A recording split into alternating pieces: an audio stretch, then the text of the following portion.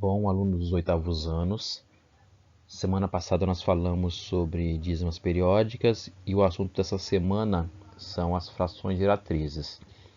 Esse é o segundo vídeo de fração geratriz. O primeiro vídeo foi sobre fração geratriz de período simples e esse vídeo vamos falar da fração geratriz de período composto. Como eu fiz no outro vídeo, vou dar uma relembrada do que é dízima periódica composta para depois a gente falar da fração geratriz. Bom, o que é uma dízima periódica composta? Vamos pegar um exemplo aqui. Ó, tem a fração 83/300avos. Se eu quiser escrever essa fração como um número decimal, eu tenho que lembrar que tenho que dividir o 83 pelo 300. Eu vou dividir o numerador, o de cima, pelo denominador, o de baixo. Você fazendo a divisão, você vai encontrar esse número aqui. 0,2766666 e continua assim por diante. Esse tipo de número aparece quando a divisão não acaba nunca. Lembra que nós falamos semana passada, quando a divisão não dá zero? Quando o resto não dá zero, fica se repetindo, esse número aqui ele vai continuar se repetindo. 66666. Só que perceba uma coisa interessante. Depois da vírgula, eu tenho uma parte que se repete sempre, que é o 6, e tem um pedacinho que não se repete. Quando isso acontece, eu tenho uma dízima periódica composta. Eu tenho depois da vírgula, um pedacinho que não se repete e um pedaço que se repete, que é sempre o 6. Outro exemplo, 17/15avos. Se você dividir 17 por 15 para achar o número decimal, 17 dividido por 15, nós vamos encontrar o número 1,13333. Olha, de novo, tá os três pontinhos aqui, porque essa divisão, o resto nunca dá zero. Você sempre continua a conta e continua aparecendo, se repetindo os restos. De novo, tem uma parte aqui depois da vírgula que se repete sempre, que é o 3, e um pedacinho que não se repete, que é esse 1 aqui. Então isso é uma dízima periódica composta. Tá? Esse número decimal é uma dízima periódica composta. Dízima periódica porque não dá zero nunca no resto. A divisão continua a vida inteira se repetindo 3, 3, 3, 3, 3. E composta porque tem um pedaço que se repete, o período, e tem um pedaço que não se repete, um pedaço aqui que não faz parte do período. Quando eu falo que eu quero a fração geratriz, é porque eu vou ter o número decimal, o número com vírgula, e quero descobrir qual que é a fração. No outro vídeo anterior, nós falamos sobre como fazer isso na dízima periódica simples. Vamos fazer agora com a dízima periódica composta. Vou pegar o primeiro exemplo. Eu quero escrever a fração geratriz dessa dízima periódica, 3,144444. Perceba que é uma dízima periódica composta. O período é 4, se repete sempre o 4, e tem o número 1 aqui que não faz parte do período, que não se repete. Então, o processo ele é parecido com o outro, vai ter um passo a mais só. Então, lembrando, como é que a gente faz para escrever a fração geratriz? Eu começo chamando de x o meu número decimal, a minha dízima periódica. Então, x vai ser 3,144444. Agora eu vou ter que fazer duas multiplicações. A primeira multiplicação, eu vou andar com a vírgula até ficar depois da vírgula só a parte periódica, só o período.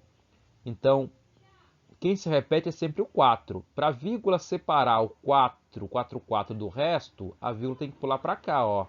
Ela está aqui entre o 3 e 1, tem que pular para entre o 1 e o 4. Tem que pular uma casa. Para pular uma casa, nós já falamos que tem que multiplicar por 10. Então, eu vou pegar essa expressão aqui e vou multiplicar por 10. Vou fazer vezes 10. Então, x vezes 10 10x. 3,144 vezes 10, a vírgula pula uma casa. Então, 31,444.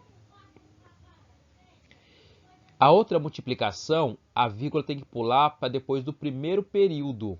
Ó, o período é o 4. A vírgula tem que pular para depois do primeiro 4. A vírgula tem que pular duas casas. Para pular duas casas, tem que multiplicar por 100. Então, multiplicando por 100, x vezes 100, 100x. 3,14444 vezes 100, a vírgula pula duas casas, fica 314,44. Para você encontrar a fração geratriz, tem que subtrair esses dois resultados aqui. Vou pegar o maior, que é o 100x igual a 314,44. Vou pegar o menor, que é o 10x 31,444, e vou subtrair. Vou fazer menos. Então, 100x menos 10x fica 90x. 314 menos 31 vai dar 283. É só fazer a continha de menos. E depois da vírgula vai dar zero. Ó. 4 menos 4, 0. 4 menos 4, 0. 4 menos 4, 0. Vai dar tudo zero. Para terminar, é só passar o 90 dividindo. Então, a fração geratriz da dízima periódica é 283/90. Ou seja, se eu dividir essa fração aqui, vai dar 3,14444. Vamos lá para o segundo exemplo. Eu quero escrever a fração geratriz da dízima periódica 2,52636363. Olha só, de novo, eu tenho uma dízima periódica composta. Olha só, o 63, 63, 63 se repete a vida inteira. Então, o período aqui é 63 e tem uma parte que não se repete depois da vírgula, que é o 52. Então, primeiro passo, você chama de x a sua dízima periódica. Segundo passo, a vírgula tem que pular para deixar todo o período sozinho. Então, a vírgula tem que pular duas casas. Eu vou ter que separar o 63 do resto. Então, tá aqui, pula duas casas. Para pular duas casas, tem que multiplicar por 100. X vezes 100, 100x. Quando eu multiplicar esse número aqui por 100, a vírgula pula duas casas. Então, 252, 63, 63, 63. A segunda multiplicação, a vírgula tem que pular para depois do primeiro período, igual eu fiz aqui, ó. A vírgula pula para depois do 1 e depois para depois do 4. A vírgula pula para depois do 52 e na outra multiplicação tem que pular para depois do 63. A vírgula tem que pular 4 casas. 4 casas é multiplicar por 10.000. Tem que ter 4 zeros. Então, x vezes 10.000, 10.000x. Quando eu multiplicar esse número 2,52636363 por 10.000, a vírgula pula 4 casas, vai dar 25.263,636363. Vou subtrair os dois resultados que eu encontrei. Vou pegar o maior, ó, esse aqui de baixo. Vou pegar o menor, que é o aqui de cima, e vou subtrair. 10.000 menos 100 dá 9.900. 25.263 menos 252 vai dar 25.011. E depois da vírgula dá zero, ó. 6 menos 6 dá zero, 3 menos 3 dá zero, 6 menos 6 dá zero, 3 menos 3 dá zero, vai dar tudo zero. É só passar agora o 9.900 dividindo. Então, essa é a fração geratriz, ou seja, se eu pegar 25.011 e dividir por 9.900, vai dar a minha dízima periódica, 2,52636363.